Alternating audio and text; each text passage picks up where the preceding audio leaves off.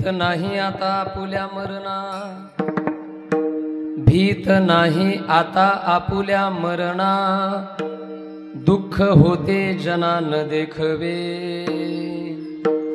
आमुची तो जाते ऐसी परंपरा, का तुम्ही दातारा नेना ऐसे, भजनी विक्षेपतेची पै मरण, नव जावा तो क्षण एक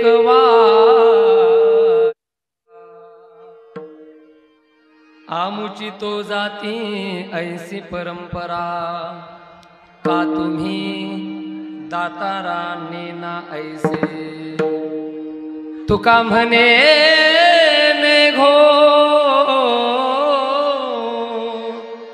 तुका म्हणे घो आघाताचा वारा, ते स्थळी दातारा ठाव मागे, आमुची तो जाती ऐसी परंपरा, का तुम्ही दातारा नेना ऐसे, विठला विठला विठला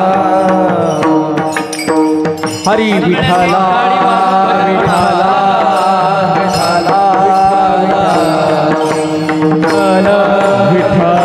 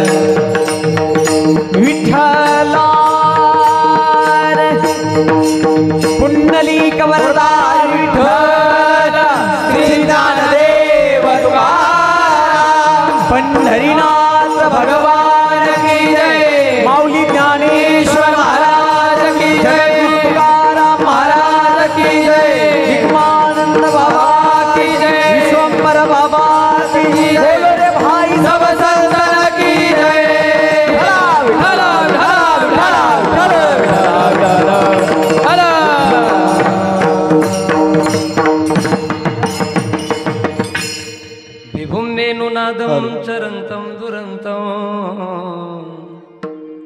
स्वयं लीलया गोपवेशं दधानो, गवामृन्दकानन्दनं चारुहासं,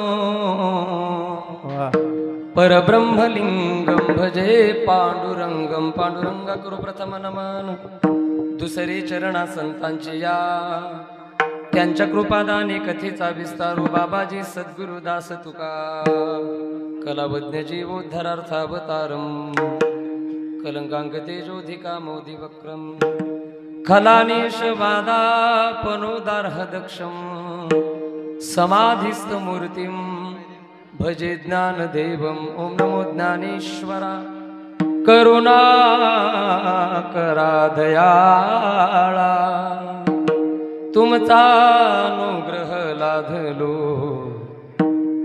पावन झालो चराचरी, मी कला कुसरी काहीच नेने, बोलतो वचने अति भाविका, एका जनार्दनी तुमचा दास त्याची आस पुरवावी। ओम शुक्लां ब्रह्म विचारसार परमा मध्यम जगद्व्यापिनीं वीणा पुस्तकधारिणीं अभयदां जाढ्यांधकारापहा हस्ते स्फाटिक मालिकां विदधतीं पद्मासने संस्थितां वन्दे तां परमेश्वरीं भगवती बुद्धिप्रदां शारदां। कृष्णाय वासुदेवाय हरये परमात्मने प्रणत क्लेशनाशाय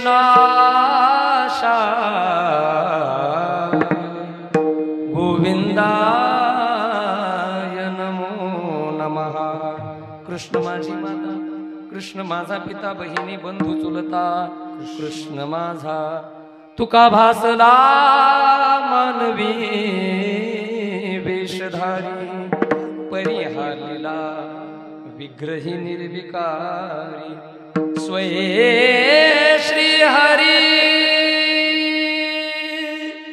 हे व्यापकू सर्व जीवा, हे तुका तोची तो हा परब्रह्म ठेवा, मस्तक हे पायावरी वारकरी संतांच्या विठाला विठाला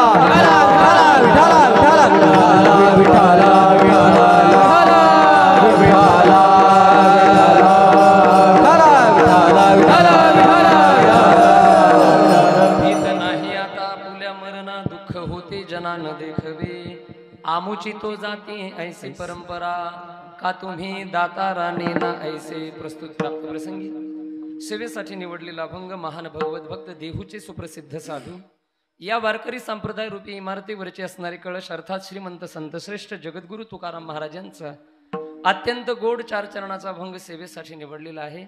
या अभंगाच्या माध्यमातून श्री संत जगद्गुरु तुकाराम महाराज अखिल कोटी ब्रह्मांड नायक भगवान पंढरीश पांडुरंग परमात्म्याकडे समाजाचं दुःख बघून समाजाचं दुःख दूर करण्यासाठी प्रार्थना व्यक्त करतायत. विठाला विठाला विठाला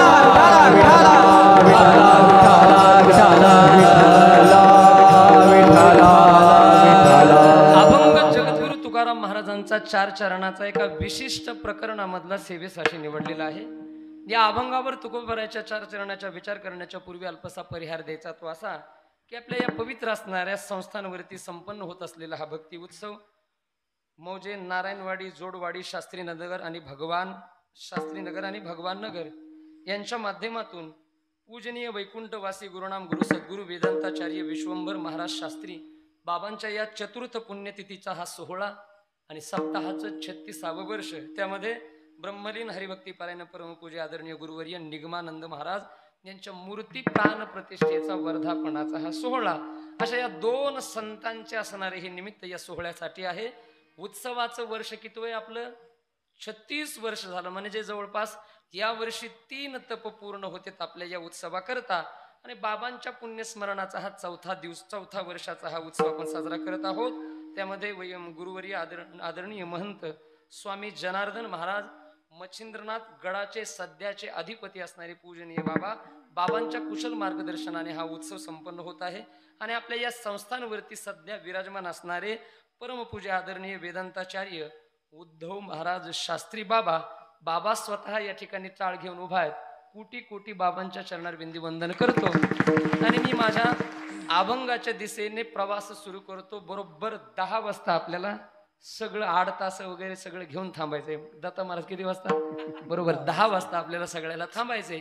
नियोजित वेळेमध्ये या अभंगाचा विचार आपल्याला जसं जमल, पूजनीय बाबा जशी आपल्याला बुद्धी देतील त्या पद्धतीने अभंगाचा विचार आपल्या समोर मांडण्याचा आपण सगळ्यांनी मिळून प्रयत्न करायचा आहे. इथे जर विचार केला तर गायनाचे म्हणजे संगीत क्षेत्राची पंढरी म्हणून ओळखला जातो हा परिसर. की आपल्या मच्छिंद्रनाथ गडाचे टाळकरी जेवढे तज्ञ आहेत, लक्ष देऊन ऐका, उगे हे सगळे इथे म्हणून बोलत नाही, पण खऱ्याच अर्थाने उभ्या महाराष्ट्रामध्ये तुम्ही कुठेही फिरा, मच्छिंद्रनाथ गडाच्या टाळकऱ्यासारखे टाळकरी कुठेच शोधून सापडणार नाही. गाणारे तेवढेच ताकदीचे, संगीतातले तज्ञ असणारे, वाजवणारे देखील फार मोठी मोठी मंडळी आपल्या या उत्सवामध्ये गडामध्ये आहेत. आता ही सगळीच मंडळी या ठिकाणी उपस्थित आहेत. गोड सुरुवातीला ज्यांनी चाल गायली ते आदरणीय संगीत अलंकार गणेश महाराज ते या ठिकाणी उपस्थित आहेत. गणेश गुरुजींना देखील वंदन करतो. त्यांच्याबरोबर ज्यांनी चाल गायली ते आदरणीय खामकर महाराज. आल्यानंतर आपले उद्धव महाराज, आपले पूजनीय शास्त्री महाराज आणि खामकर महाराजांची चर्चा चालली होती तिथे. तर ते शास्त्री महाराजांनी विचारलं, का हो तुम्ही ती रात्री चाल म्हणली, ते राग परमेश्वरी होता का? बरोबर ना? बाबांना देखील ते रागातलं कळतं, भारी वाटला म्हणले बाबा ते गायला राग. संगीतातले तज्ञ आहेत बाबा आपले. म्हणजे सगळीच माणसं एवढी तज्ञ आहेत. आणि माझं भाग्य, या खऱ्या अर्थाने या लोकांच्या समोर मी फार छोटा आहे. तब्येतीने बारीक आहे नाही का, ज्ञानाने बारीक आहे, उंचीने सगळ्याच बाबतीमध्ये अतिशय छोटा असलेला उंचीने दत्ता महाराजांना आम्ही आहेत जरा बरोबर, पण सगळे आम्ही मी बारकाय सगळ्यापेक्षा, ही सगळी मोठी मोठी आमची माझ्यावरती प्रेम करणारी माणसं आहेत. पहिल्यांदा आपल्या सगळ्यांचं दर्शन माझ्या जीवनामध्ये मला घडत आहे.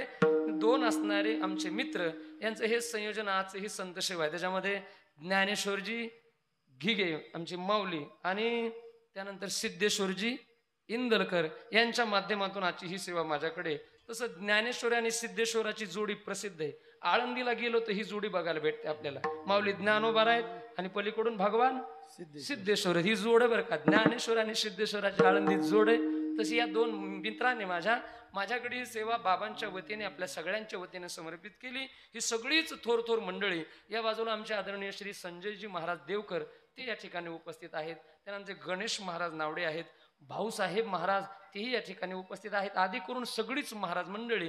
या बाजूला मृदंगाची साथीसाठी उपस्थित असलेले आदरणीय श्री माझे मित्र प्रदीप महाराज बोराडे, ते इंस्टाग्रामला जरा फेमस आहेत, जास्त 25 का 30 हजार लोक फॉलो करतात त्यांना.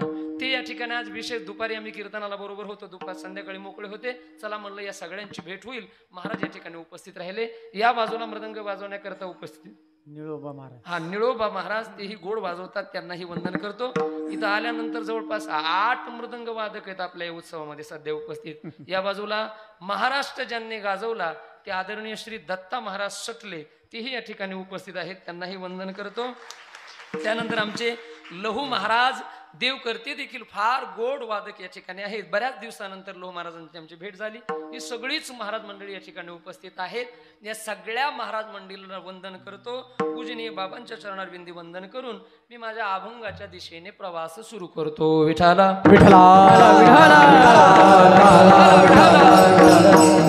वारकरी संप्रदायाच्या दृष्टीने जर विचार केला तर आजचा दिवस अतिशय महत्वाचा दिवस आहे. आषाढ शुद्ध चतुर्दशी आज ना, बरोबर ना. म्हणजे आज श्री संत सावता महाराजांचा समाधी सोहळ्याचा दिवस आहे. सावता महाराजांची पुण्यतिथी म्हणा किंवा संजीवन समाधी सोहळा म्हणा, कुठलाही शब्द वापरला तरी तो संयुक्तिक वाटतो. दुसरी एक घटना बघा, श्री संत नामदेव महाराजांचा देखील समाधी सोहळा आजच साजरा केला जातो वारकरी संप्रदायामध्ये. तिथीचा क्षय आल्यामुळे हे 2 सोहळे आजच्या दिवशी साजरे केले जातात.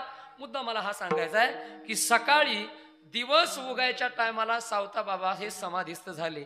योग प्रक्रियेच्या माध्यमातून त्यांनी स्थूल देह या ठिकाणी ठेवला. योगाचे ज्ञाते होते महाराज म्हणून ऐका, सावता बाबांचे गुरु जर असा कोणी आपल्याला शब्द विचारला तर सावता महाराजांचे गुरु स्वतः पांडुरंग परमात्मा आहे. कोण आहे गुरु? सावता महाराजांचे गुरु पांडुरंग आहे.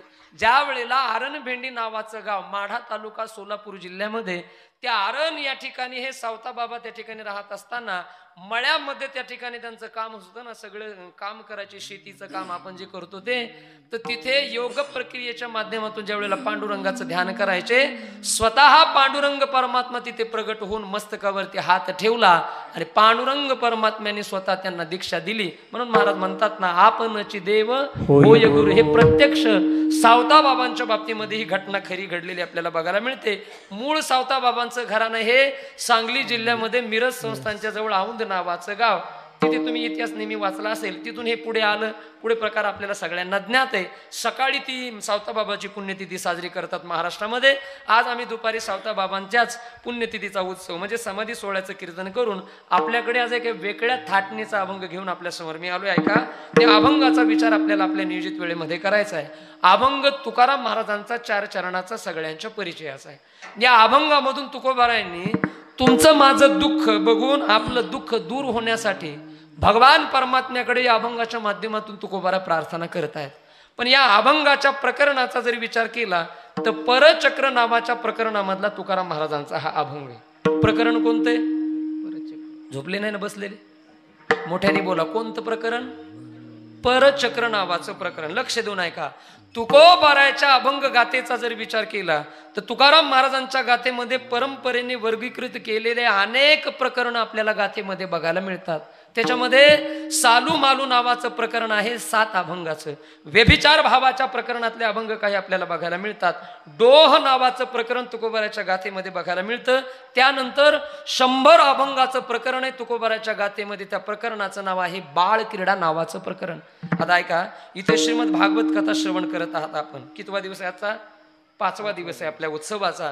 श्रीमद भागवत कथा 18,000 श्लोकाची संहिता 335 अध्याय, 12 स्कंद, 3 संवाद मुख्य भागवतामध्ये आहेत.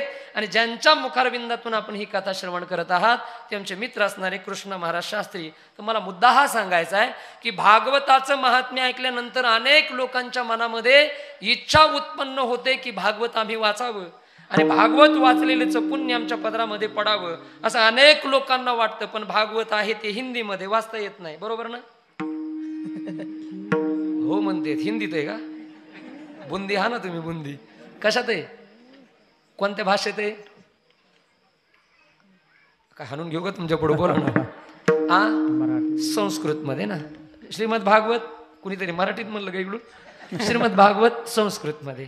आता संस्कृत आपल्याला नीट हिंदी बोलता येईना, मराठी नीट बोलता येईना, आपल्याला संस्कृत कसं वाचता येईल? पण या मावमामल्या ज्या असतात ना भागवताला कथेला या गर्दी जास्त करतात.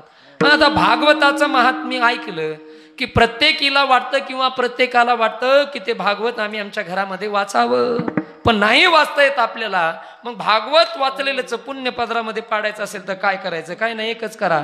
तुकोबारायांनी 400 वर्षापूर्वी हा प्रश्न आपला सोडवलाय.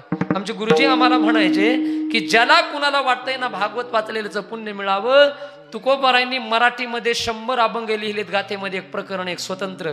त्या प्रकरणाचं नाव आहे बाळ क्रीडा. ते बाळ क्रीडेचं पारायण केलं म्हणजे भागवत वाचलेलं पुण्य मिळतं. कारण तुकोबारायांनी आख्या भागवताचं सार 100च अभंगामध्ये गुंफलंय आणि आपल्या समोर ठेवलंय. किती गोड अभंग आहेत महाराजांची बाळ क्रीडेतले, ऐका. पहिला अभंग तुकोबारायचा त्यातला, देवादिदेवा जगत्रया जीवा परी केशवा विनंती माझी माझी वाणी तुझेवर निगुण नाम ऐसे देई प्रेम काही कळा. 100 अभंगाला एकच ध्रुवपद, माझी वाणी तुझे वर निगुण नाम. याचा अर्थ असा की ज्याला कुणाला वाटतंय भागवताचं पुण्य मिळावं, बास त्यांनी फक्त बाळक्रीडेचं पारायण करायचं. प्रकरण आहे अभंगामध्ये. मुद्दा माझा असा आहे की अशा अनेक प्रकरण आहेत, पण त्या अनेक प्रकरणापैकी आज अभंग तुमच्या समोर मी ठेवलाय. तो अभंग एका विशिष्ट प्रकरणातला, त्या प्रकरणाचं नाव परचक्र नावाचं प्रकरण. तर बसलेल्यापैकी मी सगळ्यांना प्रश्न विचारतो, मला सांगा, प्रकरण तुकोबाराच्या गाथेमध्ये अनेक आहेत, पण नक्की कुणाला सांगता येईल का तुकाराम महाराजांच्या गाथेमध्ये अभंग किती आहेत?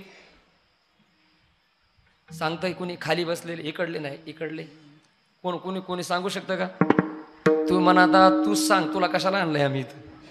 हा, आम्हाला विचारतो का?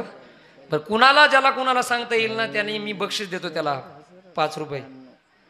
ह्या दोघांनी दिल्यावर नंतर दिला, कीर्तन संपलं. तुम्हाला किती अभंग आहेत कुणाला सांगता येईल? हा, इकडून कोणीतरी सांगितलं किती? 4092 अभंग आहेत. कुणाच्या गाथेमध्ये ते? हे गाथेमध्ये आहेत देवडीकरांच्या. आपल्या वारकरी संप्रदायामध्ये लक्ष देऊन ऐका, देवडीकरांची गाथा ही प्रमाण मानली जाते आणि त्या देवडीकरांच्या गाथेमध्ये अभंगाची संख्या आहे 4092. नवीन जगद्गुरु तुकोबाराय संस्थांनी देहू गावामध्ये छापलेल्या गाथेमध्ये अभंगाची संख्या आपल्याला बघायला मिळते 4435. आळंदीमध्ये सद्गुरु जोग महाराज वारकरी शिक्षण संस्थेची गाथा आहे, त्याच्यामध्ये अभंगाची संख्या कमी अधिक आहे. साखरे परंपरेची एक गाथा आहे, त्या परंपरेमध्ये कराडकरांच्या परंपरेमध्ये कमी अधिक आपल्याला अभंग बघायला मिळतात. पण ऐका, नक्की 4000 पेक्षा जास्तीचे अभंग गाथेमध्ये आहेत. आणि मग ते सगळे अभंग वेगळ्या वेगळ्या प्रकरणामध्ये परंपरेने जुन्या लोकांनी वर्गीकृत केलेले बघायला मिळतात. परचक्र नावाच्या प्रकरणात अभंग किती आहेत? तर त्या प्रकरणामध्ये अभंग फक्त 3च अभंग बघायला मिळतात. पहिला अभंग त्या प्रकरणामधला आहे, ऐसा हा आकांत न देखवे डोळा. दुसरा अभंग आहे, काय म्या मानावे हरिकथेचे फळ. आणि त्या प्रकरणामधला तिसरा अभंग आज सेवेसाठी निवडलेला, भीत नाही आता आपुल्या मरणा विठाला.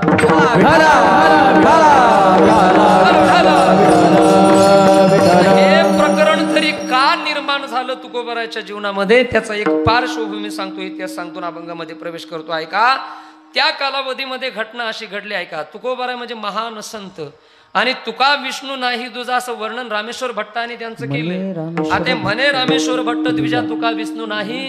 आता एवढे मोठे तुकोबाराय, त्यांची कीर्ती वाऱ्यासारखी महाराष्ट्रामध्ये पसरली. अरे कुणीतरी त्या वाऱ्याती माप चाले सज्जनाचे कीर्ती मुखजाचे नारायण कीर्ती मुखजाचे नारायण.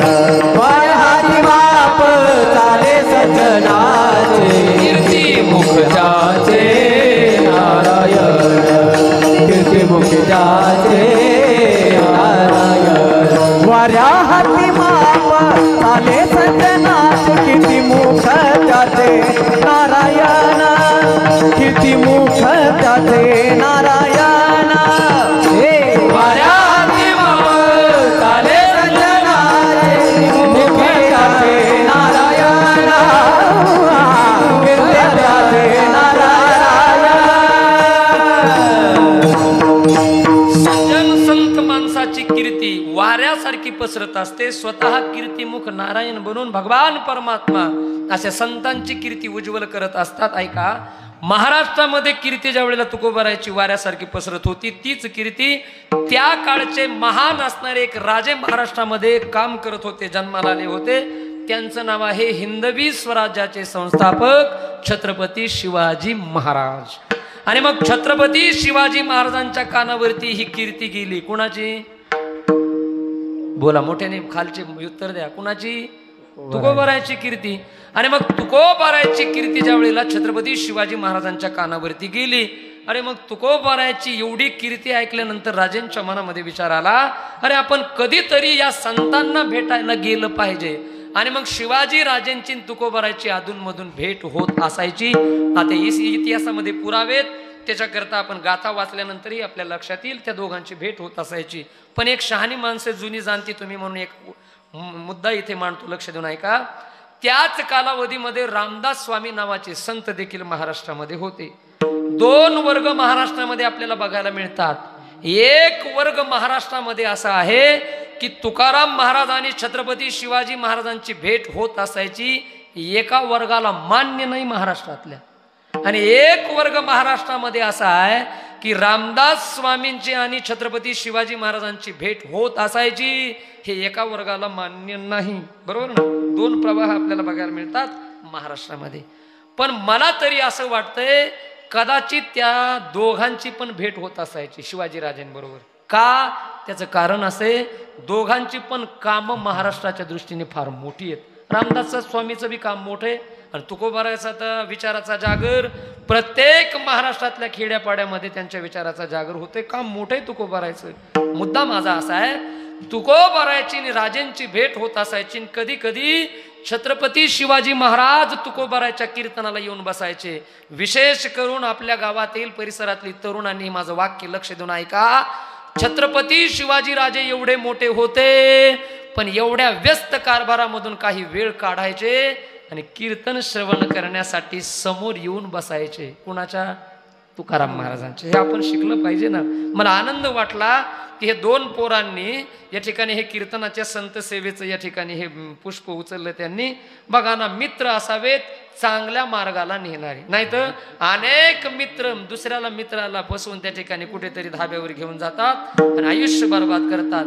तिकडे नेणाऱ्या मित्रापेक्षा इकडं आणणारा मित्र बरा. यांना माझ्या शुभेच्छा की तुमची मैत्री टिकावी, चांगलं उत्तम आरोग्य लाभावं तुम्हाला. आणि अशीच बाबांची सेवा, संप्रदायाची सेवा या दोघांकडून घडावीत. मला मुद्दा हा सांगायचा आहे, तरुणांनी कीर्तनामध्ये आलं पाहिजे आणि आपल्या परंपरा, आपले पूर्वज, आपल्या संस्कार या गोष्टीचं ज्ञान करून घेतलं पाहिजे. हे आपण जतन केलं पाहिजे. अरे बाबांसारख्यांचे आशीर्वाद आहेत आपल्याला. आपण भलत्या सलत्याला मार्गाला जाण्यापेक्षा या मार्गामध्ये आलं पाहिजे. कीर्तनाकरता येऊन बसलं पाहिजे. तुकोबाराच्या कीर्तनाला महाराज साहेब असे समोर येऊन बसायचे आणि मग त्यांचं येणं असायचं. आणि एक वेळचा प्रसंग असा, पुण्याच्या जवळ लोहगाव नावाचं गाव, ऐका, त्या लोहगाव मध्ये पांडुरंगाचं मंदिर आणि त्या पांडुरंगाच्या मंदिरामध्ये एक दिवशी कीर्तन ठरलं तुकाराम महाराजांचं रात्रीच्या वेळेला. आणि रायगडावरती एक दिवशी सकाळी सकाळी राजेंना जरा अस्वस्थ वाटायला लागलं. अरे आपण आज जरा तुकोबारायचं कीर्तन श्रवण केलं म्हणजे जरा समाधान लाभेल आपल्या मनाला. मग एका मावळ्याला बोलवून सांगितलं का, अरे बघ त्या देहू गावातल्या महाराजांचं कीर्तन कोणत्या गावाला आहे, तिथे आपण कीर्तन श्रवणासाठी जाऊ. मावळा पुण्यात आला. पुण्यातून देहू गावामध्ये विचारलं कुठे कीर्तन या 2 दिवसात. लोकांनी सांगितलं, मावळे उद्या संध्याकाळी लोहगाव मध्ये रात्रीच्या वेळेला तुकोबाराय कीर्तन करणार आहेत. आनंद वाटला मावळ्याला. जाऊन राजेंना ही बातमी कळाली. अरे म्हणले उद्या लोहगावच्या मंदिरामध्ये तुकोबाराय कीर्तनाला येणार आहेत. राजेंनी ठरवलं कीर्तन श्रवण करायला जायचं. आणि मग बघा ठरल्याप्रमाणे देहू गावामधून तुकोबाराय आले आणि आल्यानंतर पुण्याच्या जवळचं ते लोहगाव, आज त्या लोहगावची एक वेगळी ओळख आहे पुण्यामध्ये.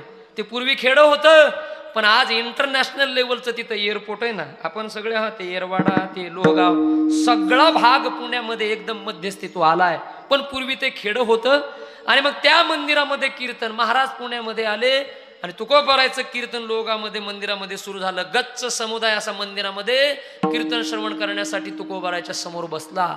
आणि मग कीर्तनामध्ये जे रंगून गेले तुकाराम महाराज, आणि त्याच कीर्तनामध्ये वाट काढत राजे साहेब असे समोर येऊन बसले कीर्तन श्रवण करायला. आणि काय रंग आला कीर्तनामध्ये ऐका.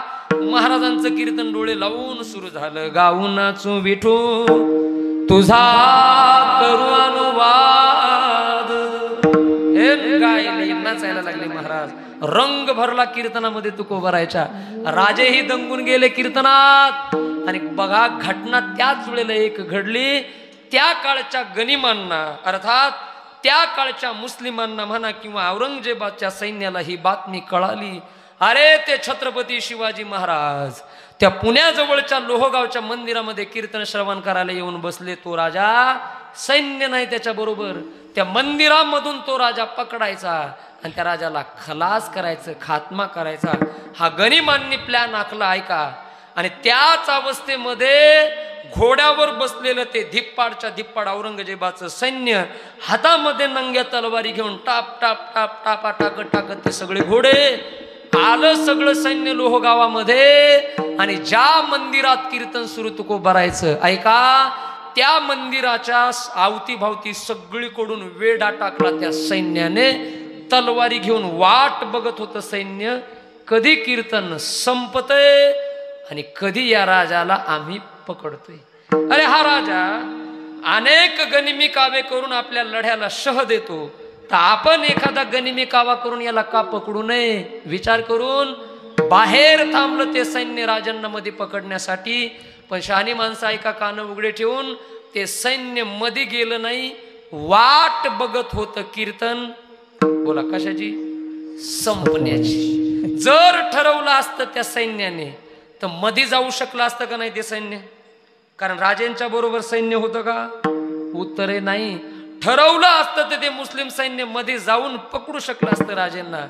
पण ते सैन्य मध्ये गेलं नाही का? अरे कुणीतरी एक महान संत, कुणीतरी एक साधू भगवान परमात्म्याचं कीर्तन करतोय, आराधना करतोय, भक्ती करतोय. त्याच्या भक्तीमध्ये, त्याच्या कीर्तनामध्ये व्यत्यय आणू नये, त्याला डिस्टर्ब करू नये, म्हणून आपण मध्ये जाता कामा नये. म्हणून वाट बघत थांबलं ते सैन्य कीर्तन संपण्याची. म्हणून एक वाक्य ऐका, त्या काळच्या मुस्लिम लोकांना कीर्तनाची मर्यादा माहिती होती की कीर्तन सुरू आहे आणि मध्ये जाऊन कीर्तनामध्ये विक्षेप आणू नये. हे कुणाला कळत होती मर्यादा? मोठ्याने बोला, कुणाला? त्या काळच्या मुस्लिमांना. पुढचं माझं वाक्य ऐका. हो दुर्दैव या वारकरी संप्रदायाचं, महाराष्ट्राचं, आजकाल आपल्याच हिंदू लोकांना कीर्तनाची मर्यादा कळेना. आपल्या लोकांना मर्यादा कळेना. लोकांना मर्यादा कळेना सोडा. अरे जे स्वतः कीर्तनकार म्हणून घेतात आणि या गादीवरती उभा राहतात, अनेक कीर्तनकारालाच कीर्तनाच्या मर्यादा कळेना. पाणी येतो डोळ्यात महाराजा बघितल्यानंतर. किती मोठ्या लोकांनी वारकरी संप्रदायासाठी स्वतःचं बलिदान दिलंय. निगमानंद बाबासारखे बाबा, नारायणगडाच्या परंपरेमध्ये किती मोठे मोठे महाराज झालेत. या बीड जिल्ह्याने अनेक लोक, मोठे मोठे साधू वारकरी संप्रदायासाठी खर्ची झाले. हे आणि दुर्दैव महाराज महाराष्ट्राचं आणि या समाजाचं आणि वारकरी संप्रदायाचं की या गादीवरती उभा राहिलेल्या लोकांना कीर्तनाच्या मर्यादा कळेनात. काहीही बोलायला लागले इथं उभा राहून, काही गप्पा मारायला लागले, टापा मारायला लागले, आणि तुम्ही त्यांना दाद द्यायला लागले. लक्षात घ्या, सामान्य नाही कीर्तनाची मर्यादा. ऐका, काय ताकद असते कीर्तनामध्ये, सामान्य नाही कीर्तन. कीर्तन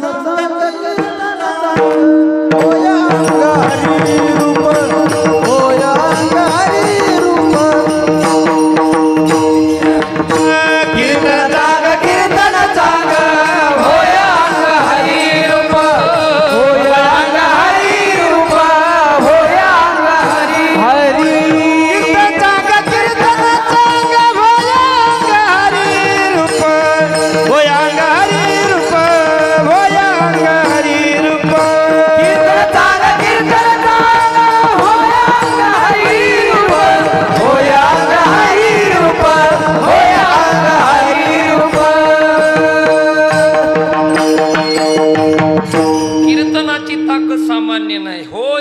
अभंग हरी गुरु. बाबा भगवान परमात्म्याचं स्वरूप प्राप्त करणारे हे साधन आहे. नवविधा भक्तीमध्ये कीर्तन ही एक भक्ती सांगितली. कीर्तन कला नाही, कीर्तन ही भक्ती. एक कीर्तनकार बोलता बोलता म्हणला कीर्तन करणं ही एक कला आहे. अरे 64 कलेमध्ये कीर्तन नाव शोधून गुरुजी सापडत नाही. कीर्तन कला नाही, कीर्तन काय एक भक्ती आहे. आज ज्यांचा समाधी सोहळा ते श्री संत सावता महाराज एका अभंगामध्ये म्हणतात, अरे कीर्तनाच्या गादीची एवढी ताकद आहे. अरे वैकुंठातला भगवान परमात्मा या कीर्तनामध्ये येऊन थै थै थै नाचतो. ही ताकद आहे कीर्तनाची. वैकुंठीचा देव आणूया कीर्तनी, विठ्ठल गावोनी नाचू रंगी. अरे वैकुंठाचा भगवान परमात्मा आम्ही कीर्तनामध्ये आणतो, त्याला नाचायला लावतो आणि त्याच्याबरोबर आम्ही थै थै नाचतो. ही ताकद कशाची? रंग भरे कीर्तनात, आरे रंग भरे कीर्तनात, रंग भरे कीर्तनात, रंग भरे कीर्तनात. प्रेमे हरिदास नाचत, प्रेमे हरिदास नाचत, तेथे असे देव उभा, तेथे असे देव उभा. प्रेमे हरिदास नाचत, प्रेमे हरिदास नाचत, प्रेमे हरिदास नाचत, प्रेमे हरिदास नाचत, तेथे असे तेथे असे देव.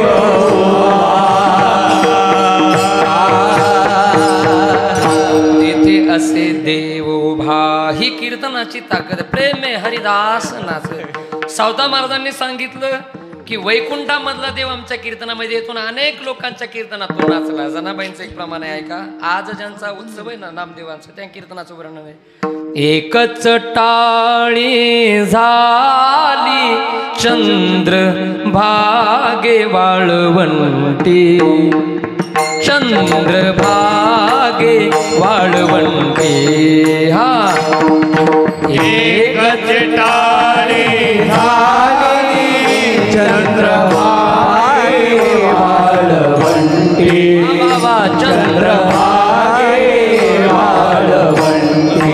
आपल्या मराठवाड्यातल्या महान संत गोदावरीच्या काठावरती ज्यांचा जन्म झाला, गंगाखेड निवासी श्री संत जनाबाई. त्या जनाबाईंचे हे वाक्य, हे शब्द, हा अभंग चंद्रभागेच्या वाळवंटामध्ये नामदेव महाराज कीर्तन करायचे. कीर्तनाचा प्रसंग वर्णन केलाय. देव कसा येऊन नाचला ऐका. आपल्या बीड जिल्ह्याचे भूमिपुत्र बंकट स्वामी महाराजांची ही चाल. कीर्तन नामदेव महाराजांचं, शब्द जनाबाईंचे, चाल बंकट स्वामींची. आणि अभंगामध्ये जनाबाईंनी शब्द वापरला एक टाळी. सगळ्यांनी एक वाजवा, एकच आवाज आला पाहिजे. एक एक एक आवाज. एकच टाळी झाली चंद्रभागे वाळवंटी, चंद्रभागे वाळवंटी. एकच टाळी झाली चंद्रभागे वाळवंटी, चंद्रभागे वाळवंटी. ए माझा ज्ञान राजा, माझा ज्ञान राजा गोपाळासी लाह्यावाटी, गोपाळासी लाह्यावाटी. नामदेव कीर्तन करी पुढे देवनाचे पांडुरंग, पुढे देवनाचे पांडुरंग. नामदेव कीर्तन करी पुढे देवनाचे पांडुरंग, पुढे देवनाचे पांडुरंग. जनी म्हणे ज्ञान देवा बोला अभंग, ज्ञान देवा बोला अभंग. ऐका, चंद्रभागेच्या वाळवंटामध्ये कीर्तन करायचे नामदेव महाराज. नामदेव महाराजांनी डोक्याला पेटा, कमरेला उपरणं, गळ्यामध्ये विना, मृदंग वाजवण्याकरता गोरोबा काका, संपूर्ण संत मंडळी टाळ घेऊन उभा आणि कीर्तनामध्ये चाल कुणी म्हणायची हे सांगण्याचा अधिकार आपल्या मराठवाड्यातल्या संत जनाबाईकडे. जनाबाईंनी बघितलं आळंदीचे माऊली ज्ञानोबा कीर्तनामध्ये आले. जनाबाई माऊलीला म्हटल्या, माऊली एवढ्या लागून आला ते एक काम करा, घ्या टाळ आणि म्हणा चाल.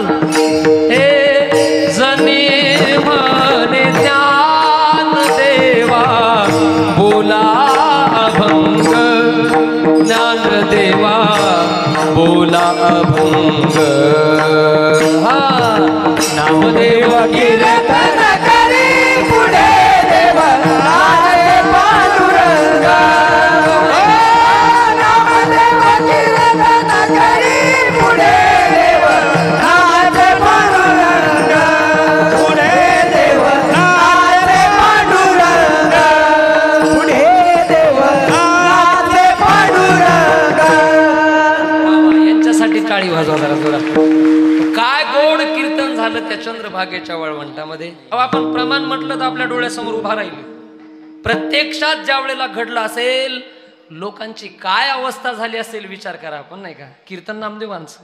हे नामदेव कीर्तन करी पुढे देव, हे नाचे पांडुरंग. पुढे देव नाचे पांडुरंग.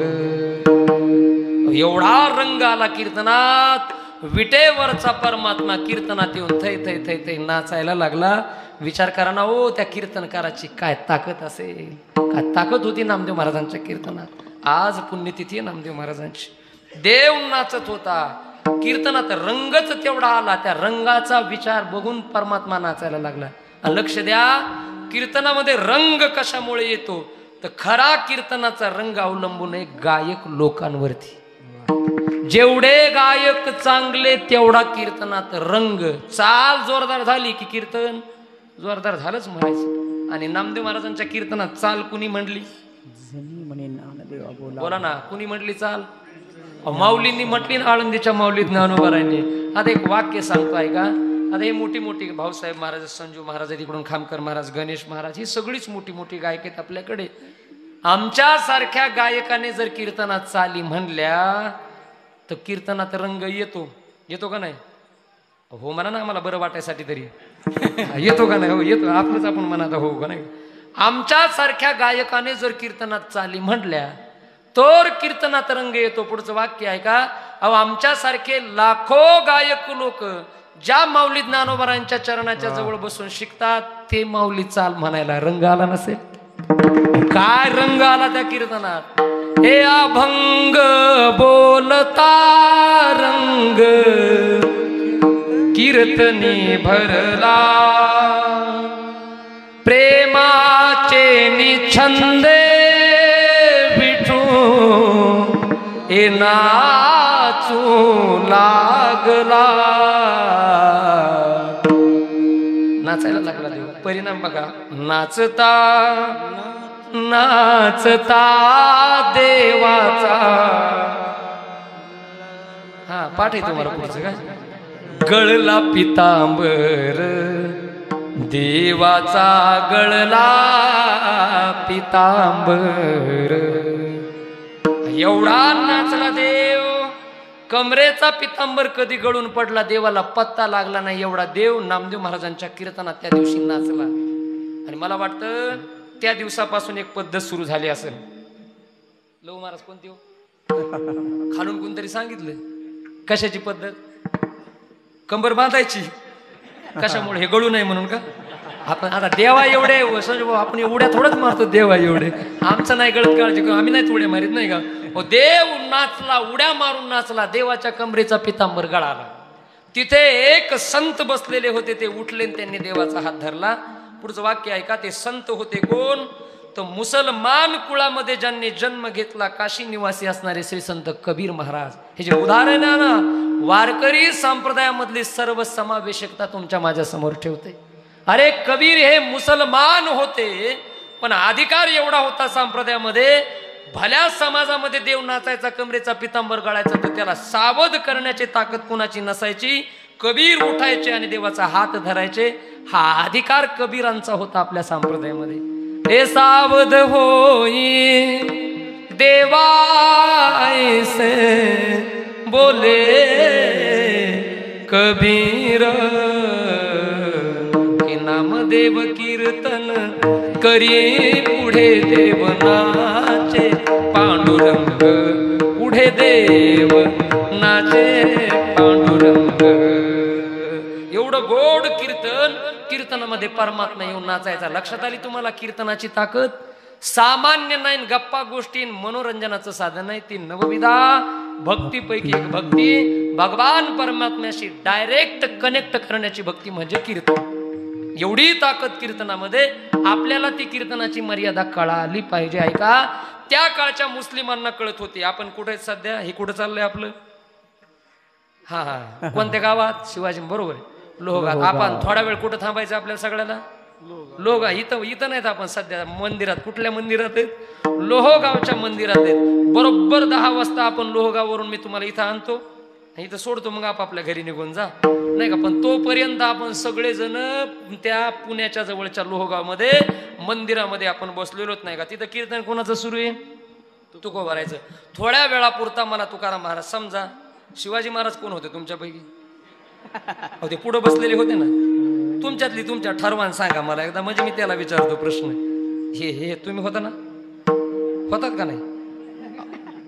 पण ज्याला व्हायचंय त्याने लगे व्यसन सोडावे लागते पुढे. नाही ना, मग तर चांगलंय ना, व्हायला हरकत नाही ना. वा वा, व्यसन नाही त्यांना. असे शिवाजी महाराज समोर बसले, तुकोबारायचं कीर्तन सुरी, आणि वेडा कुणी टाकलाय? गनिमांनी वेडा टाकला, हातामध्ये तलवारी. लक्ष देऊन ऐका, कीर्तनामध्ये रंग भरला. सगळ्यात पाठीमाग बसलेल्या एका माणसाचं लक्ष गेलं मंदिराच्या बाहेर. बाहेर लक्ष गेलं तर हातामधल्या तलवारी त्या माणसाच्या नजरेला पडल्या. तो माणूस लागला लट लट लट लट लट लट कापायला, घाबरायला लागला तो माणूस. त्याने विचार केला, अरे आता आपलं काही खरं नाही, आपण तर मरणार, सगळी लोक मरणार. प्रसंगी परिणामी छत्रपती शिवाजी महाराजांच्या जीवाला देखील धोका निर्माण झालाय. आणि एवढे मोठे महान संत तुकोबारा कीर्तन करतात, कदाचित हे सैन्य तुकोबारायला देखील सोडणार नाही. माणूस लागला लट लट लट लट कापायला. त्याचं लक्षच लागे ना कीर्तन ऐकण्यावर. मग त्याने एकाने दुसऱ्याला, दुसऱ्याने तिसऱ्याला, त्याने त्याच्या पुढच्याला, असं करता करता कीर्तन मंदिरामध्ये बसलेल्या हरेक माणसाला माहिती झालं की परचक्र पडले आणि सैन्य वाट बघतय कीर्तन संपण्याची, राजेला पकडणारे. लागले लोक जीवाच्या आकांताने घाबरायला, मरणाच्या भीतीने. कुणाचंच लक्ष लागलं नाही कीर्तन श्रवण करण्याकडे. आणि तुकोबारायचं आपलं मस्त सुरू, डोळे लावून कीर्तन. पुढं काय चाललंय काही घेणं देणं नाही, रंगून गेले तुकोबाराय.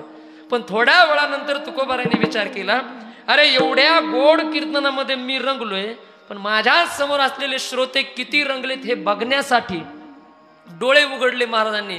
तो माणसं लय रंगले होते, हाय का नाही? रंगले होते ना, लय रंगलेले होते माणसं. हो नाही ना, कशाचे रंगले होते माणसं कीर्तनात. माणसं भलतीकडेच लक्ष, जे लट लट लट कापत, घाम आलेला लोकांना घाबरायला लागले. चेहऱ्यावरती मरणाची भीती दिसली तुकोबारायला लोकांच्या. अरे म्हटलं, कीर्तन सुरीन लोक का घाबरायला लागलेत? आणि मग तुकोबारायांनी थोडा कानोसा घेतला आणि मंदिराच्या बाहेर तुकोबारायची नजर गेल्यानंतर तुकोबारायच्या नजरेला ज्यावेळेला सैन्य पडलं तर महाराजांनी विचार केला, अरे परचक्र पडले, सैन्य बघून लोक घाबरायला लागलेत मरणाच्या भीतीने. आणि मग त्या अवस्थेमध्ये गादीवरून नारदाच्या तुकोबारायांनी पाठीमागे असलेल्या परमात्म्यासोबत संवाद साधला.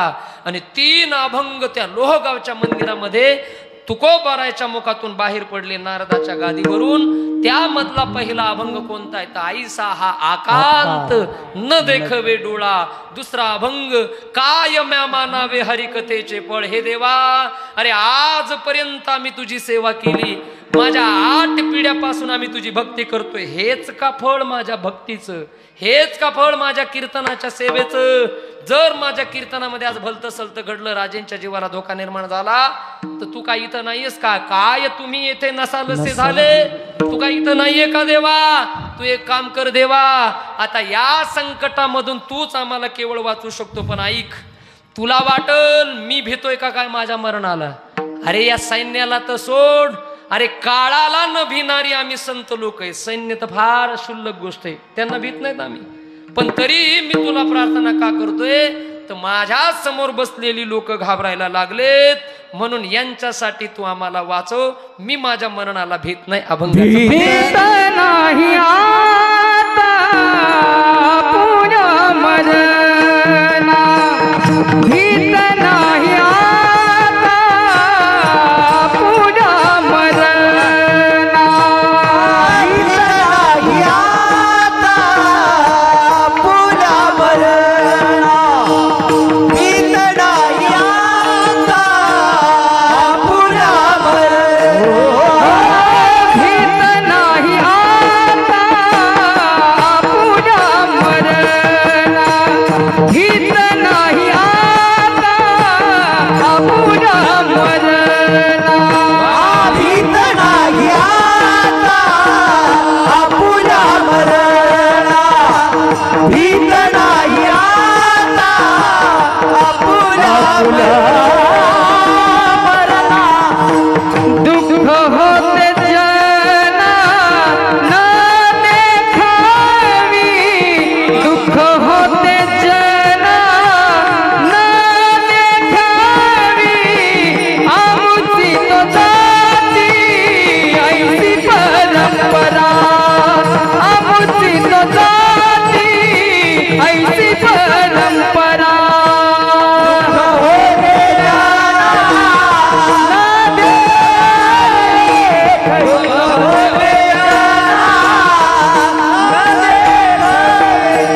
ऐसी परंपरा, ऐसी परंपरा, आमुची तो जाती ऐसी परंपरा, ऐसी परंपरा. च्या पहिल्या चरणामध्ये तुकोबाराय म्हणतात की देवा, तुला वाटत असेल मी भीतो का काय, पण भीत नाही आता आपुल्या मरणा. मी माझ्या मरणाला भीत नाही. का प्रार्थना करताय तुकाराम महाराज तुम्ही, असं देवाने विचारलं. तर त्याचं उत्तर पहिल्या चरणाच्या उत्तरार्धामध्ये दिलंय. दुःख होते जना न देखवे, जगाला झालेलं दुःख आमच्या नजरेला आम्हाला बघवत नाही. चलता चलता तुकाराम महाराजांनी अर्ध्या चरणामध्ये साधूंचा स्वभाव सांगितला. साधूचा स्वभाव आणि आपल्या स्वभावामध्ये बदल असा आहे, समाजाचं दुःख बघून ज्याचं अंतकरण हे लावतं ना, ज्याला दुःख होतं ना अंतकरण, त्याला म्हणायचं साधू. आणि दुसऱ्याचं दुःख बघून ज्याला सुख होतं तो म्हणजे तुमच्या आमचा सामान्य वर्ग. तुकोबाराय म्हणतात दुःख होते जना न देखवे, जगाला झालेलं दुःख आम्हाला देखवत नाही. म्हणून देवा मी तुला प्रार्थना करतोय की आमचं हे दुःख तू निवृत्त कर. ते गुजरातमध्ये जन्माला आलेले एक संत परंपरेमध्ये एका संतांचं नाव सांगितलं जातं. त्या गुजरातमध्ये जन्माला आलेले एक संत, त्या संतांचं नाव आहे नरसिंह मेहता महाराज. त्या नरसिंह मेहता महाराजांचं एक वचन, एक भजन भारतामध्ये प्रसिद्ध आहे. तुम्हाला सगळ्यांनाच बहुतेक जवळपास पाठ असेल, पाठ नसेल तर कान पाठ का होईना पण ते असेल.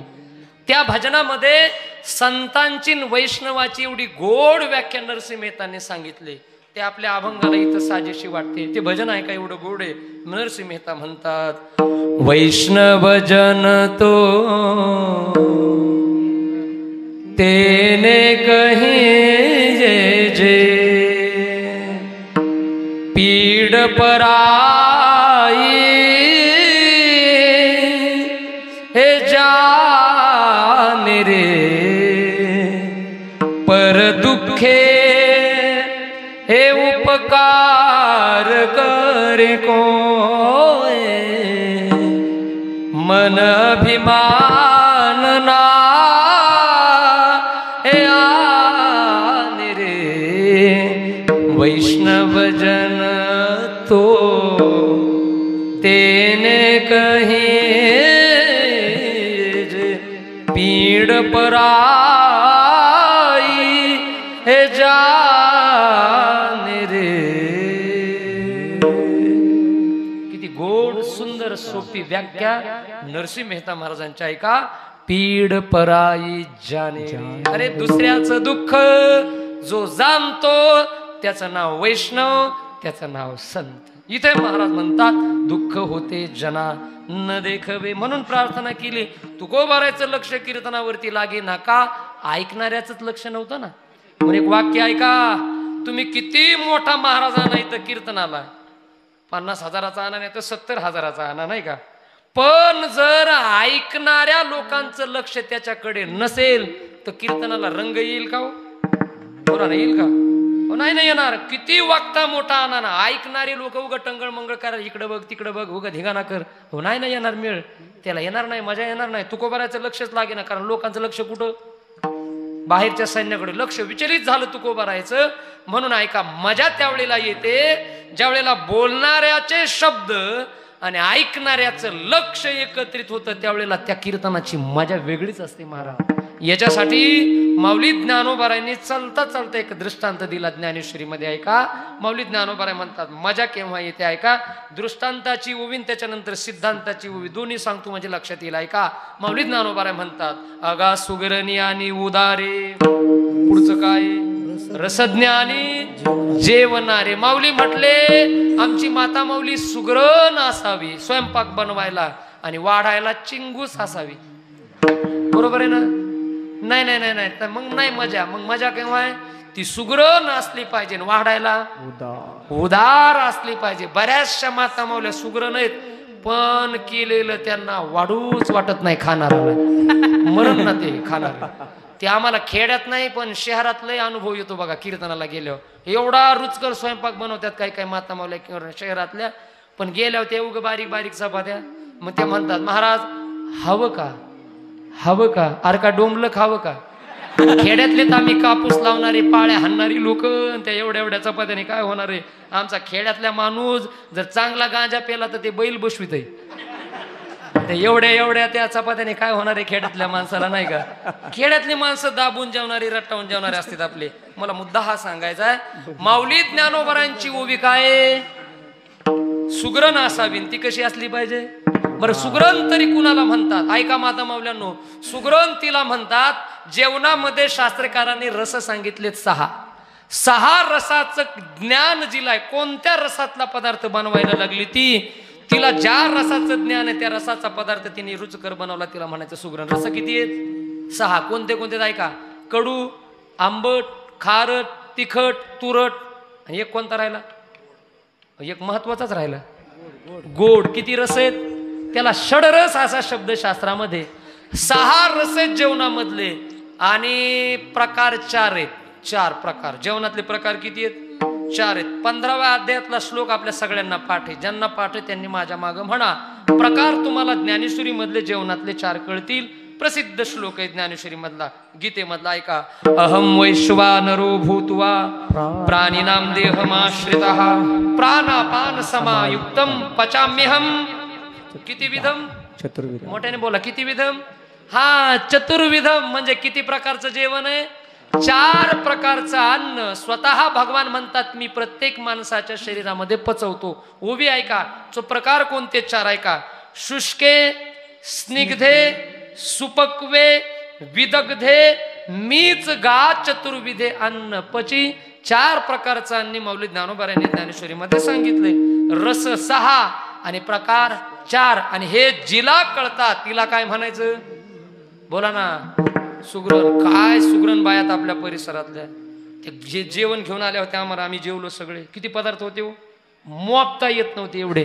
ते बघा ना, डबे त्यांनी घासून पुसून आणलेत मागं. ते जेवणाचेच आहेत ना, ते मी बघितलं. ते माग ते बाया 2-4 बसल्या, ते जेवण बिवणं आम्हाला ते खाऊ घातलं त्यांनी. किती मोठे. मी पण लक्ष देत होतो त्यांच्याकडे, त्या तिकडूनच आल्यात नाही का. मोकळे झाले महाराज. एवढा रुचकर बनवलं त्यांनी. दंडवत आहे तुम्हाला. फार गोड स्वयंपाक बनवला आज, खाल्ला आम्ही तिथे नाही का. सगळे जेवलोत आम्ही. जिला स्वयंपाकातल्या या गोष्टीचं ज्ञान तिला म्हणायचं सुगरण. एवढ्या सुगरण असतात काही माता माऊल्या. तुकोबारायचं प्रमाण सांगतो ऐका. काही माता माऊल्या एवढ्या सुगरण आहेत, त्यांच्याकडे विष जरी दिलं तरी विषाचा अमृत करण्याची ताकद माता माऊल्याकडे. प्रमाण ऐका. तुका म्हणे गोडी एका विषा हाती. एखादीच्या हातामध्ये अशी काही ताकद आहे, विष जरी दिलं तरी ती अमृत बनवते सुगरण माता माऊली. आता काय म्हणत्यान विषाचं कुठं अमृत होत असतं का? हा महाराज काय येरवाड्यातून आलाय का? बीडच्या बागलानीच्या गोळ्या सुरू त्याला. बागलानी मोगले माहिती आहे, प्रसिद्ध आहेत बीडचे डॉक्टर नाही का. बास कळाला. मी बीडाचाच आहे त्याच्यामुळे आपल्याला माहिती नाही का. लक्ष देऊ नाही का. विषाचं कुठं अमृत होत असतं का? पण होतं बघा विषाचं अमृत. एक पदार्थ असा आहे जेवणात विषासारखा कडू, एक भाजी. हा, कोणीतरी दिलं उत्तर. काय कडू आहे? कारलं. गावरान कारलं किती कडू आहे ते? विषा एवढं कडू आहे.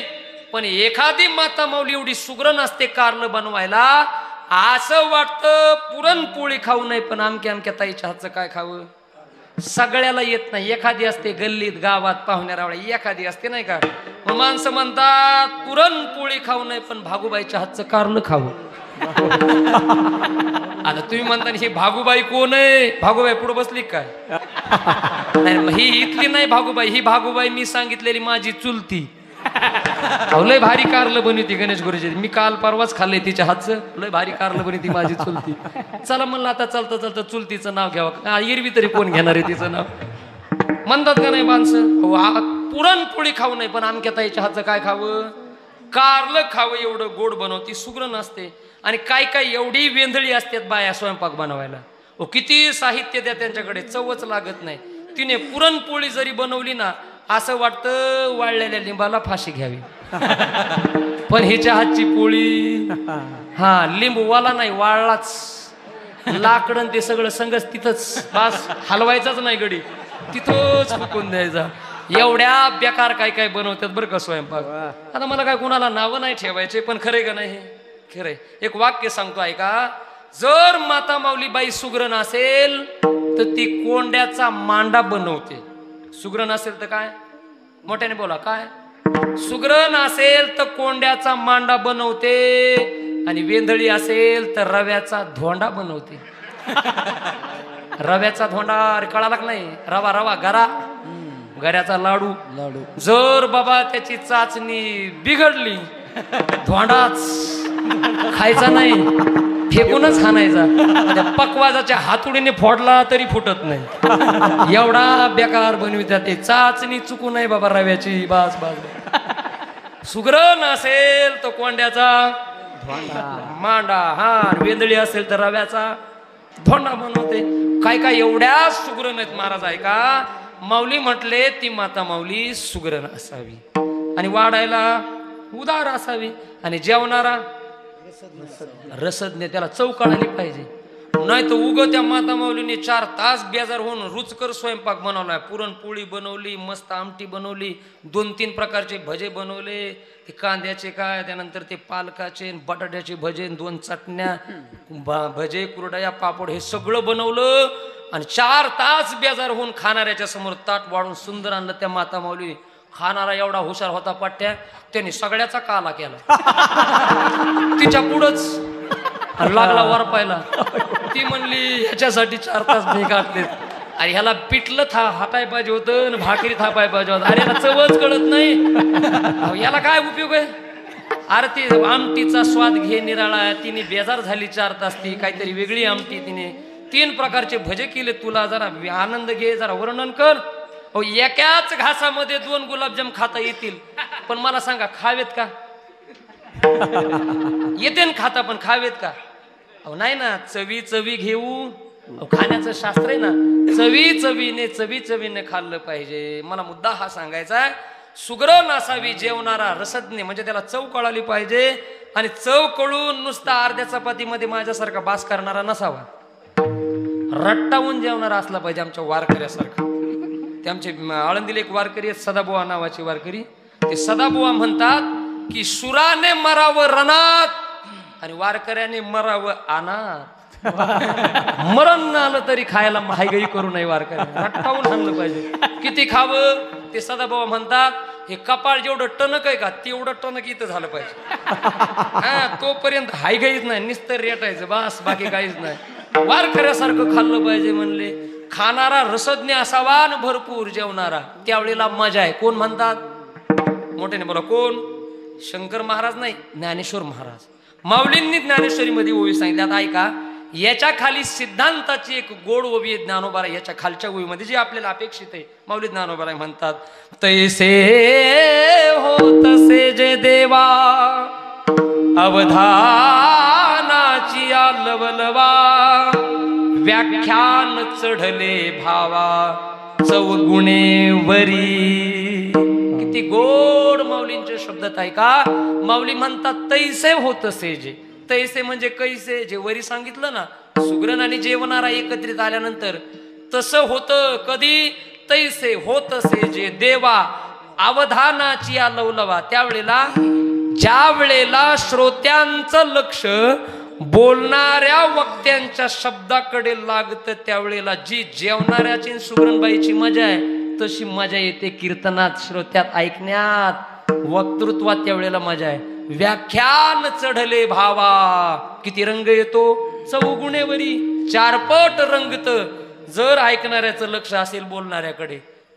पण गंमत बघा, लोहगावच्या मंदिरामध्ये मात्र हे मजा आली का? मजा आली नाही ना. का? कीर्तनकार फार मोठे आहेत पण ऐकणाऱ्यांचं लक्ष बाहेर. आणि मग तुकोबाराला प्रार्थना करावी लागली.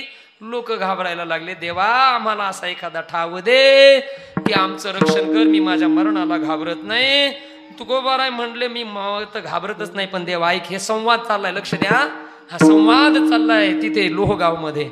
मग तुकोबारा देवाला म्हणले, देवा ऐक, मी तर मरणाला घाबरतच नाही, पण ऐक, उभ्या माझ्या जातीमध्ये आजपर्यंत कुणी मरणाला घाबरलं नाही. आणि हे काय तुला माहित नाही का? दुसरं चरण, आमुचित जाती ऐसी परंपरा, आमुचित जाती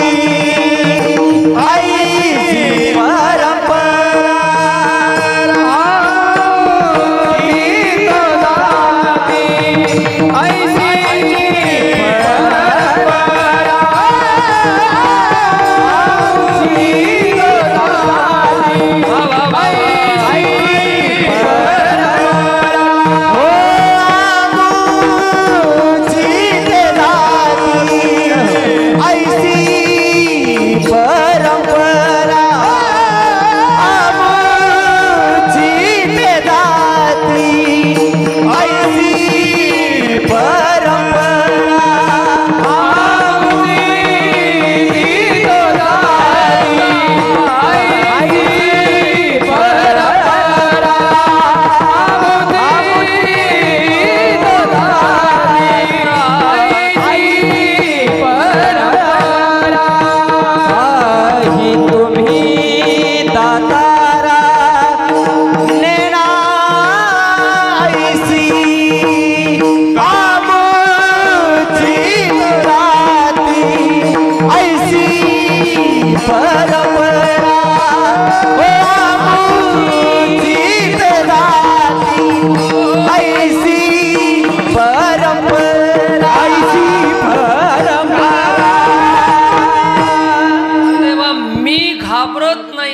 काय नवल, माझ्या जातीमध्ये कुणी मरणाला भीत नाही. हे का तुला माहित नाही का? तुम्ही दातारांनी नाहीसे, हे तुला माहित आहे देवा.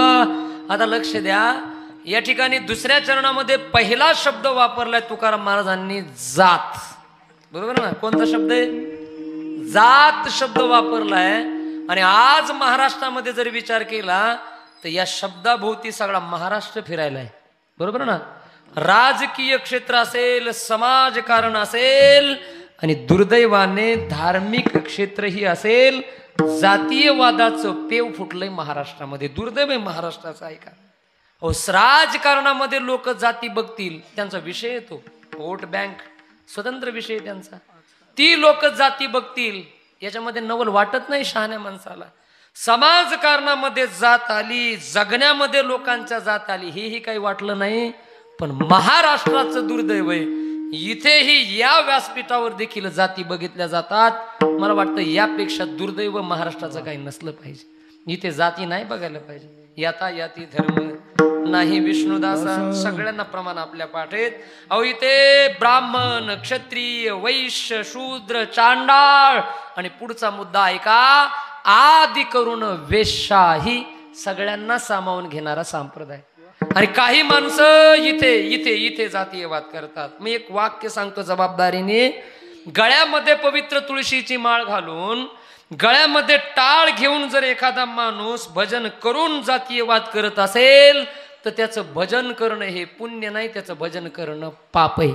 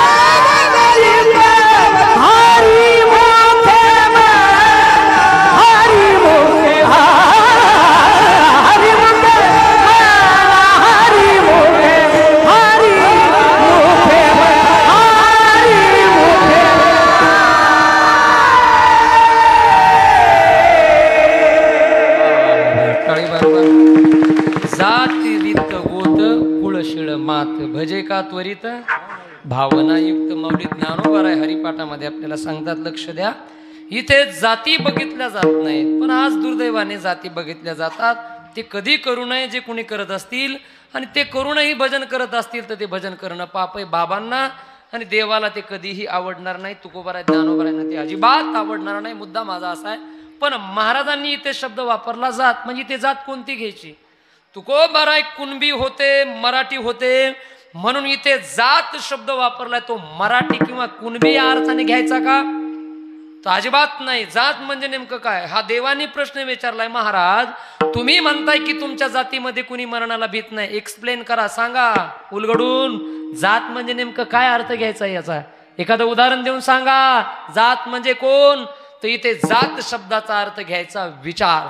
माझ्या विचाराची जी माणसं आहेत ती माझ्या जातीची, ती कधी मरणाला घाबरत नाहीत. म्हणजे महाराज उदाहरण द्या ना तुम्ही, असं कोणी विचारलंय.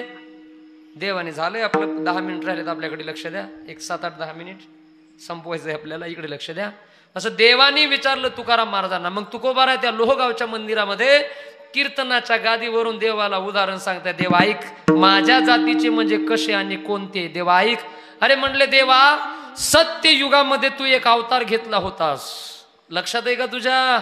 देव म्हणले महाराज कोणत्या अवताराबद्दल बोलताय, मी तर अवतार अनेक घेतले ना. तुम्ही तर म्हणता ना, हे अनंत अवतार घेसी भक्ताकारणे, कनवाळू कृपाळू दिना लागी उद्धरणे. हे कनवाळू कृपाळू दिना लागी उद्धरणे, अनंत अवतार घेसी भक्ताकारणे. अनेक अवतार भगवान परमात्मा म्हणतो मी घेतले. तुम्ही कोणत्या अवताराबद्दल, देवा ऐका. तुकोबा रायांनी जरा देवाला समजावून सांगितलं. देवा ऐक, एक विचित्र प्रकारचा अवतार घेतला तू सत्ययुगात. त्या अवताराचं वर्णन असे, मुंडक होतं सिंहाचं, धड होतं माणसाचं, आणि हात होते आस्वलाचे. कोणता अवतार, हा वामन अवतार, बरोबर ना. हो म्हणायला लागलेत काही काही. हा नरसिंह अवतार. 3 प्रकारचा अवतार आहे तो. मुंडक सिंहाचं, धड माणसाचं, हात अस्वलाचे. कुणासाठी घेतला होता देवा. देव म्हटले माझा एक भक्त होता, त्या भक्ताचं नाव आहे भक्त प्रल्हाद. त्या भक्त प्रल्हादाचा पिताश्री, त्याचा बाप, त्याचं नाव हिरण्यकश्यपू. त्याला मारण्यासाठी मी अवतार धारण केला होता. नाही का. भगवान परमात्मा म्हणतो मी भक्त प्रल्हाद नावाचा भक्त माझा, त्या भक्त प्रल्हादासाठी मी तो अवतार घेतलाय. देवा ऐक, त्या भक्त प्रल्हादाला मारण्यासाठी त्याच्या बापाने अनेक प्रयत्न केले. भक्त प्रल्हादाला मारण्याचे भागवतामध्ये त्याचं विस्तृत वर्णन आहे. अनेक प्रयत्न केले भक्त प्रल्हादाला मारण्याचे प्रयत्न असे केले त्याच्या बापाने. माय ऐका जरा. त्या भक्त प्रल्हादाला डोंगराच्या कड्यावरून खाली टाकून दिलं. भक्त प्रल्हादाला प्रयत्न करतो त्याचा बाप 100% मारण्याचे. किती प्रयत्न केले ऐका. भागवतात विस्तृत विचार आहे, त्याचे श्लोक आपल्याला सांगता येतील, वेळ आपल्याकडे नाही तेवढा. ऐका, कड्यावरून टाकून दिलं भक्त प्रल्हादाला. मला सांगा तो मेला का, मोठ्याने बोला. हा नाही म्हणा मोठ्याने. मेला का, बरं भिला का. उकळत्या तेलाच्या कढईमध्ये भक्त प्रल्हादाला सोडलं. उकळत्या तेलाच्या. भक्त प्रल्हाद मेला का, बरं भिला का? हत्तीच्या पायाखाली भक्त प्रल्हादाला दिलं, भिला का? मेला का? अनेक प्रयत्न केले भक्त प्रल्हादाला मारण्याचे. प्रयत्न करत असताना थकला तो हिरण्यकश्यपू आणि त्याच वेळेला त्या हिरण्यकश्यपूची बहीण तिथे आली. तिचं नाव काय? ती आजी माधुरी दीक्षित म्हणती. अरे नाही माधुरी दीक्षित नाही. काय नाव आहे तिचं? होलिका. हा बास बास बास इकडून सांगितलं कोणीतरी. काय नाव आहे तिचं? होलिका तिचं नाव, जे आपण पेटवतो आपल्या घरासमोर दरवर्षी. ऐका, ती हिरण्यकश्यपूची बहीण म्हणजे प्रल्हादाची कोण झाली? ती नात्याने आत्या झाली ना, बापाची बहीण म्हणल्यावर. ती हिरण्यकश्यपूची बहीण तिथं आली. दादा काहीतरी करतोय आपला. जवळ जाऊन त्या होलिकेने विचारलं, दादा काय उद्योग चाललाय? काय नाही म्हणले, पोरग मारायचे. का? विरोधात जाते माझ्या शत्रूचं नाव भजन माझ्या समोर करतंय, मेलं पाहिजे, अनेक प्रयत्न करतोय, मरत नाही. ती म्हणली, दादा एक काम कर, मी आले, तू काळजीच करू नको, ह्याला मी मारते. कसं मारची तू? म्हणले, तू अजिबात काळजी करू नको, अग्नीचं वरदान आहे मला, अग्नी मला जाळू शकत नाही, मी बरोबर याला जाळते, मला अग्नी नाही जाळणार, हे मरल, अजिबात तू काळजी करू नको. माझ्या डोक्याने ह्याला बरोबर मारते. हिरण्यकश्यप म्हणला, तू डोक्याने मारतीस? ती म्हणली हो. आणि मग हिरण्यकश्यप म्हणला, मी तर असं ऐकलंय बायांना डोकं नसतं. यार माझ्याकडे नका रागाने बघू. कोण म्हणलाय? ते हिरण्यकश्यपू. तिला एवढा राग आला, तुम्हाला जसा आला ना आता तसाच तिला राग आला.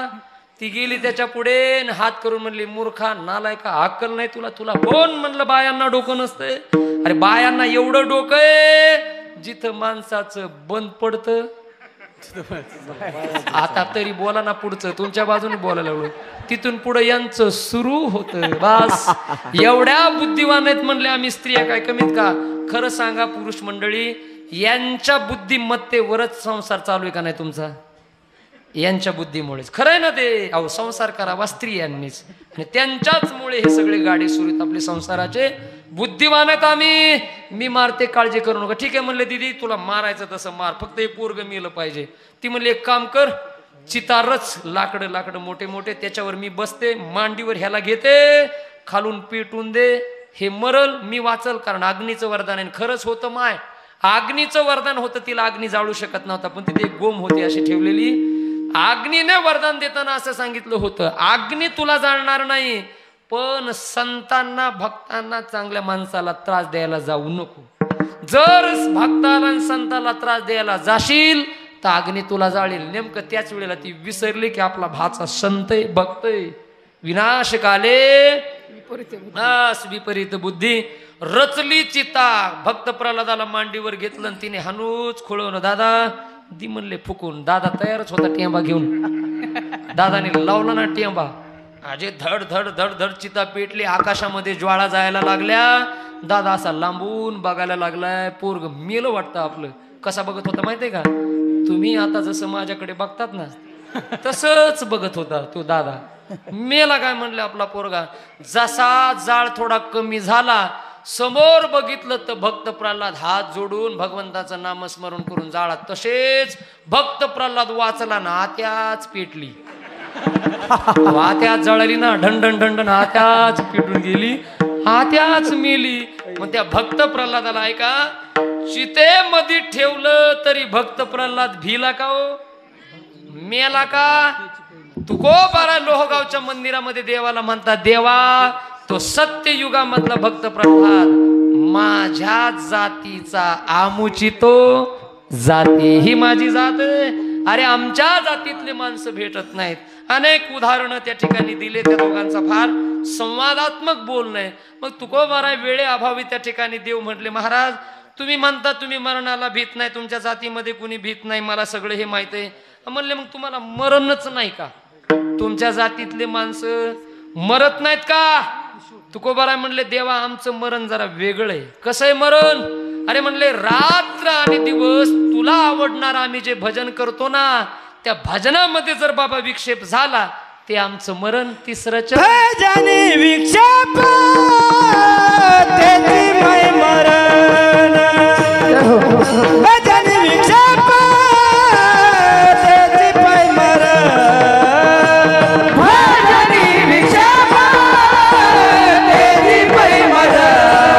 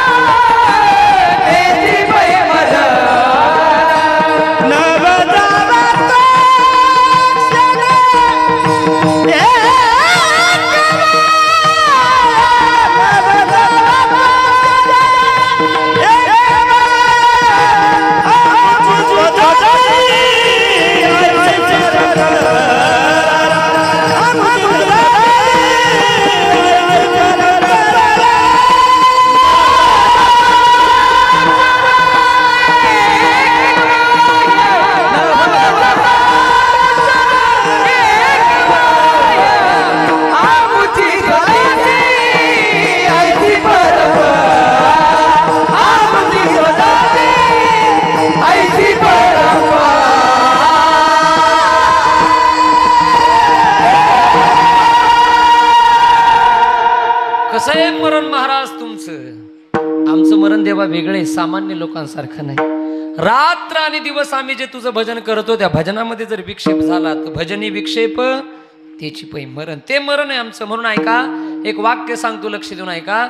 भजन करणारा माणूस जर तुमच्या समोर असेल, एखादी देवाचा भक्ती करणारा, तर नेहमी काळजी घ्यायची, भजन करणाऱ्या माणसाला आपला विक्षेप होता कामा नये. भजन करणाऱ्या माणसाला कधी विक्षेप करू नये. भजन ही देवाची भक्ती आहे महाराज, आणि देवाला सगळ्यात जास्त भजन आवडतं. पांडुरंगाला भजन सोडून दुसरं काहीच आवडत नाही. ऐका ना, प्रमाणे ना आपल्याला पाठ, आवडे देवासी तो ऐका प्रकार, नामाचा उच्चार 8 ते 10. किती किती नामाचा उच्चार कधी? रात्र आणि दिवस, नाही का, कायम भजन. आणि म्हणून आमचे वारकरी रजनी हाची धंदा, दिन रजनी हाची धंदा, दिन रजनी हाची धंदा, दिन रजनी हाची धंदा.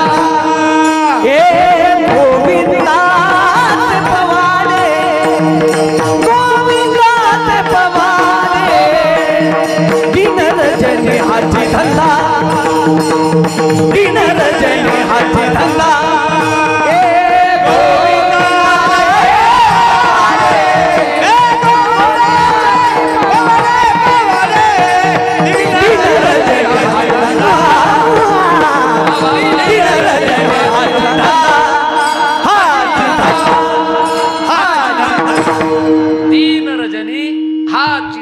गोविंदाचे कायम आम्ही रात्र आणि दिवस तुझं भजन करतो.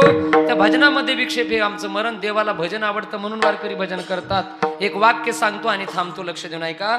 पंढरपूरमध्ये एका महान संतांची काही दिवसापूर्वी कथा झाली होती. जुन्या लोकांच्या मुखातून ऐकलेलं वाक्य. कलियुगामधले शुकदेव म्हणून ज्यांना ओळखलं जायचं, अशी ज्यांची ख्याती होती, त्या भागवताचार्याचं नाव आहे डोंगरेजी महाराज. तुम्ही नाव ऐकलं असेल, आपल्याकडे भागवत चालू आहे ना. डोंगरेजी महाराज एवढे मोठे भागवताचार्य होते. ऐका, ज्या वेळेला व्यासपीठावरती कथा सांगायला बसायचे त्यावेळेला पहिल्यांदा सुरुवातीला डोळे लावायचे आणि मेरा कन्हैया हा शब्द बाहेर पडल्याबरोबर डोळ्यातून अश्रूच्या धारा व्हायच्या. एवढं प्रेम कृष्णावरती डोंगरेजी महाराजांचं होतं. कलियुगातले शुकदेव म्हणून त्यांच्याकडे बघितलं जायचं. पंढरपूरमध्ये कथा होती, लाखो लोक त्यांच्या कथेला होते. आणि पंढरपूरच्या कथेमध्ये त्यांनी एक वाक्य वापरलं होतं. ते वाक्य आपल्याला इथं महत्वाचं आहे. ऐका, ते म्हटले होते, ऐका, 4 गोष्टी त्यांनी सांगितल्या. ऐका, हिंदीमधून कथा करायची. ते म्हटले, ऐका, वृंदावन में रहने वाला जो ठाकुर है वो श्रृंगार प्रिय है, जगन्नाथपुरी में रहने वाला जो ठाकुर है वो उत्सव प्रिय है, द्वारका में रहने वाला जो ठाकुर है वो भोग प्रिय है, लेकिन पंढरी में रहने वाला जो ठाकुर है वो भजन प्रिय है. ऐकते ना, पंढरी मध्ये राहणाऱ्या देवाला दुसरं काहीच आवडत नाही, त्याला आवडतं भजन. म्हणून आमचे वारकरी रात्रंदिवस भजन करतात. आता वारी झाली ना, वारीमध्ये 2 वाजता रावटीच्या बाहेर येऊन बघा तुम्ही, तरी तुम्हाला टाळ वाजलेला आवाजच येतो वारीच्या रस्त्याने. रात्र दिवस लोकांना वाटतं भूत आहेत का हे, बाकीच्या लोकांना थांबतच नाहीत, कायम टाळण ती पकवाज सुरूच आहेत. का एवढा अट्टहास करतात आमचे वारकरी?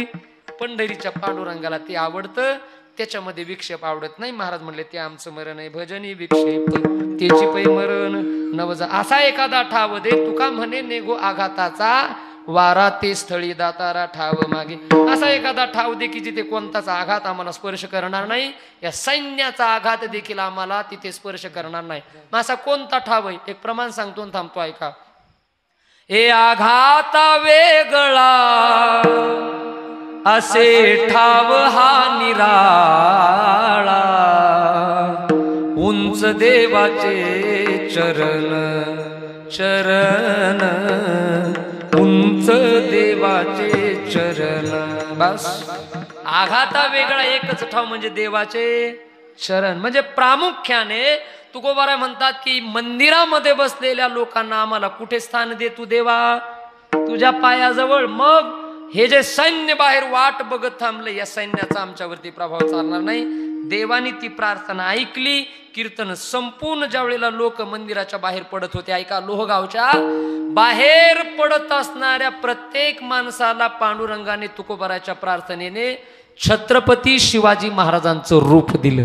हरेक माणूस मंदिरामधून बाहेर पडला की शिवाजी महाराजांच्या रूपामध्ये सैन्याला दिसायचा आणि ते म्हणायचे, अरे वो देखो वो शिवा जा रहा है, पकडो उसे, मारो उसे, काटो उसे.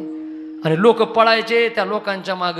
याच्या पुढचं ऐका, घोड्यावरती बसलेल्या प्रत्येक सैन्याला देखील पांडुरंगाने शिवाजी राजांचं रूप दिलं आणि ते एकमेकाकडे बघायचे तर त्याचा सहकारी त्यांना शिवाजी राजांच्या रूपात दिसायचा. आणि पळायला लागला घोडा की म्हणे वो शिवा भाग रहा है, पकडो उसे, काटो उसे. आणि एकमेकाला कापलं व त्यांनी एकमेकाला तलवारी खुपसल्या. सगळं सैन्य तिथे मरून पडलं. एवढं मोठं स्वराज्यावर कीर्तनावर आलेलं संकट गादीवरती उभा राहून 3 अभंगाच्या माध्यमातून तुकाराम महाराजांनी दूर केलं. याच प्रकरणाला इतिहासामध्ये परचक्र म्हणतात. हे परचक्र तुकोबारायांनी पांडुरंगाच्या भक्तीने दूर केलं. मंदिरातून लोक बाहेर पडले, लोक आपापल्या घरी गेले, राजे गेले गडावर, तुकोबाराय गेले देहूला. आता मी जातो बीडला आणि तुम्ही चोर धरायला जा, तुम्ही इथं थांबू नका. आता आपण सगळे आपापल्या घरी जाऊ. विठोबा रखुमाई,